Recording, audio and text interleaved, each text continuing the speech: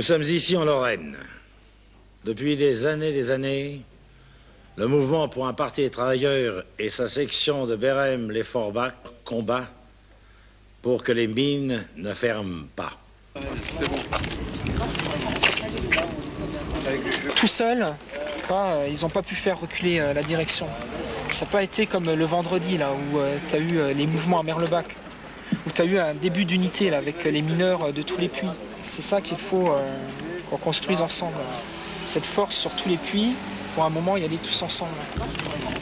Pour cela, il faut l'unité des travailleurs et des organisations.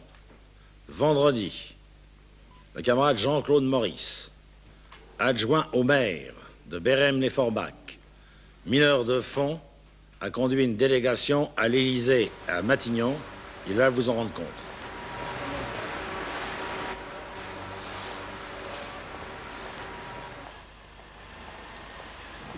Vendredi, le 15 avril, nous avons été reçus à l'Élysée et à Matignon. Nous étions une délégation de 12 personnes mandatées par 2000 signataires. Ces 12 personnes étaient composées par moi-même en tant que responsable de la délégation et composées de mineurs, de femmes de mineurs et de retraités. Nous avons posé les problèmes tout simples qui s'opposent à la coopération minière. Nous avons posé le problème dans notre motion qui a été déposée à l'Élysée et à Matignon, en posant la question: la sauvegarde des houillères, le maintien en activité de tous les puits, aucun licenciement, maintien de l'emploi sur place, abrogation du plan PACH, réouverture des LEP des mines, embauche des jeunes mineurs à l'issue de leur formation, réembauche des jeunes mineurs revenant du service militaire dans le respect du statut du mineur et dans leur dernier emploi et leur dernière qualification professionnelle, respect du statut du mineur, maintien du droit au logement et droit à la sécurité sociale minière. La délégation en a conclu, après ses visites à l'Élysée et à Matignon, que d'être délégués par 2000 mineurs, que 12 mandatés ont été reçus dans l'enceinte même de l'Élysée et Matignon. Pour nous, c'est un pas en avant et une voie à suivre. Vous avez entendu Jean-Claude Maurice. J'ai lu quelque part que la campagne du mouvement pour un parti des travailleurs serait empreinte de misérabilisme. Les grands de ce monde qui refusent de discuter des problèmes, qui refusent de regarder plus bas, qu'ils regardent, qu'ils observent. Il y a cette femme de mineur, veuve. Son mari a travaillé 33 ans. Accidenté du travail, il est mort. Elle doit vivre avec 1700 francs par mois. Elle perçoit 3,7 tonnes de charbon, la moitié de ce qu'elle percevait quand son mari était en activité. Elle a une fille en chômage. Ces problèmes sont les problèmes qui devraient être discutés, mais ces problèmes, on s'y refuse. Comme on se refuse à discuter des plans de la CE. Tout dernièrement, en Sarre, région qui est à côté de la Lorraine, un plan de 5200 emplois de suppression d'emplois a été décidé, en Lorraine également. Ces problèmes sont des problèmes vitaux. Nous estimons qu'ils doivent être discutés. Et c'est pourquoi j'ai demandé à Paul Bienvenu, maire de Bérem-les-Forbach, qui n'est pas membre du MPPT, mais qui est un délégué mineur retraité, qui connaît les problèmes de la mine et qui sait ce que représentent ces problèmes pour sa commune, pour toute la région Je lui ai demandé de prendre la parole. Je voudrais remercier le candidat Pierre Boussel, candidat au présidentiel, de me donner la parole. Je ne suis pas membre du MPPT, mais je me trouve à l'aise auprès d'un parti qui défend la classe ouvrière. Je voudrais quand même dire quelques mots sur les problèmes apportés par la diminution des effectifs dans les houillères en ce qui concerne notre commune. Commune cité dortoir, commune de Bérennes, qui était en 1980 plus de 12 000 habitants, et nous sommes arrivés maintenant en 88 à 10 419 habitants. Compte tenu que la redevance minière allouée par les houillères est basée sur le nombre de mineurs habitants dans la cité, ceci continue à partir en diminution.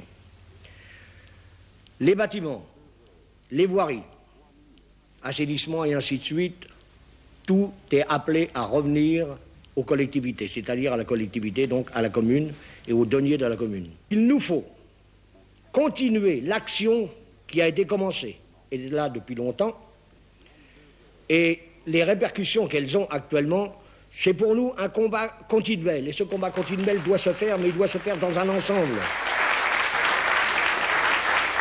Je passe la parole au camarade Joseph Schumer, mineur de fond, membre du mouvement pour un parti des travailleurs. Je suis mineur déjà de longue date. Des situations comme actuellement, j'en ai déjà connu, mais pas aussi graves. C'est vrai que l'unité est la partie la plus importante pour arriver à un résultat. Nous sommes encore 18 000 mineurs dans le bassin. Si les 18 000 mineurs, avec leurs familles, se réuniraient ensemble pour demander l'unité de toutes les organisations syndicales, je suis certain qu'on pourrait sauver le bassin. Parce que l'unité a toujours été payante. On l'a encore vu hier, une petite délégation l'a démontré. Moi je dis, surtout en tant qu'ouvrier mineur et syndicaliste, je le répète tous les jours sur les lieux de travail, il n'y a qu'une seule issue pour sauver le bassin, c'est l'unité de toutes les organisations. Bien sûr, ce n'est pas facile. Pour mettre tous les syndicats d'accord sur un même point, mais moi je crois que si tous les mineurs poussent à la base, on peut arriver à un résultat positif. Les mineurs sont des gens compétents, l'ont démontré que leurs actions ont toujours été payantes.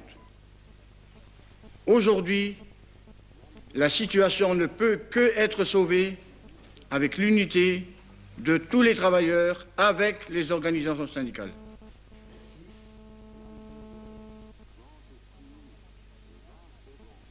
Et moi, je ne vois pas que la mine, elle perd, parce que j'ai aussi des gosses qui travaillent à la mine, hein, et puis j'ai des gosses qui ont marié un mineur, et puis je ne vois pas qu'il n'y aura plus de boulot, alors nous, on peut aussi fermer les commerces. Hein. En 80, on nous avait aussi promis 30, voire 40 millions de tonnes, et aujourd'hui, on n'est même plus à 10 millions. Je suis déjà à la retraite, 4 années et 6 mois, la mine. Enfin, ça veut dire que je suis, moi, comme retraité, je suis heureux, moi. Mais ce qui me fait pas bien plaisir, c'est pour les jeunes qui reçoivent plus de travail dans les mines. Pendant 3 ans, j'étais au LEPE de Tionec. Ils nous avaient promis une garantie d'embauche. Et avec ça, on n'a rien eu du tout, en fin de compte. On a été, avec le CAP, on a été, comme tu dis, viré, quoi. Vous entendez parler de toutes parts et par tout le monde de modernité, de modernisation. Voilà ce qu'il en est.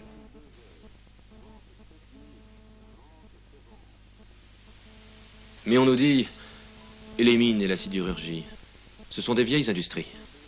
Alors, qu'en est-il des industries de pointe? On affirme de toutes parts qu'elles sont créatrices d'emplois. Prenons un exemple. Le groupe nationalisé Thomson. Plusieurs usines fermées en France. 28 000 suppressions d'emplois entre 1982 et 1987. 2500 prévus cette année. Mais écoutez bien. Les 2/3. Oui, les 2/3 des bénéfices de Thomson ont été réalisés sur les marchés financiers. C'est-à-dire par la spéculation et le reste dans la production d'armement. On dit aux sidérurgistes de Lorraine que leurs enfants auraient du travail dans les métiers de l'avenir de l'électronique. Mensonge.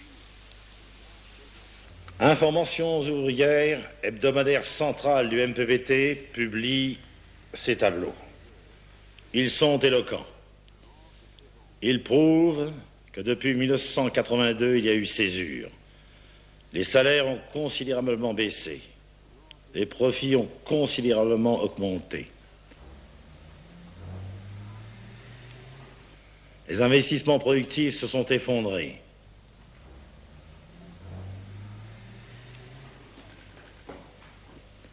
La spéculation ne cesse de monter.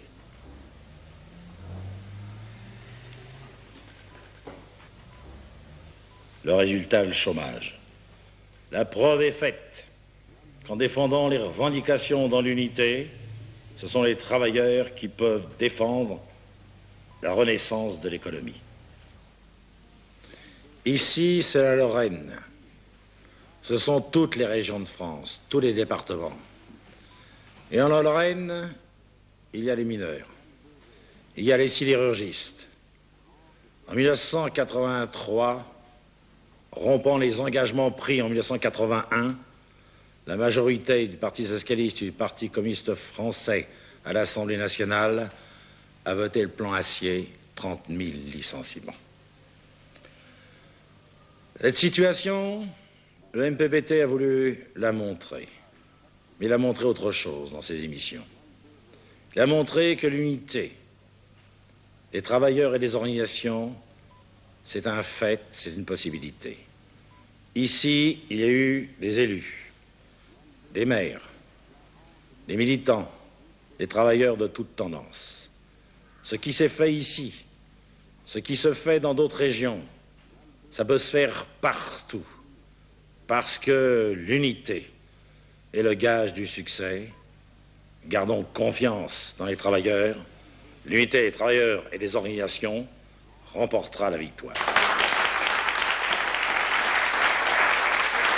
À l'heure actuelle, il y a encore 18 000 mineurs qui sont en activité et 18 000 mineurs qui ont des traditions de lutte pour préserver leur emploi, leur famille. Les 18 000 mineurs, leur famille doit être unie. C'est la base capitale pour la défense du bassin houiller. Également, le comité de bassin de défense du bassin houiller, l'entente régionale et tous les élus nous permettront de dire non au plan Pache. Nous permettront encore à toute une région minière, aux familles de mineurs, à l'ensemble du bassin houiller de vivre.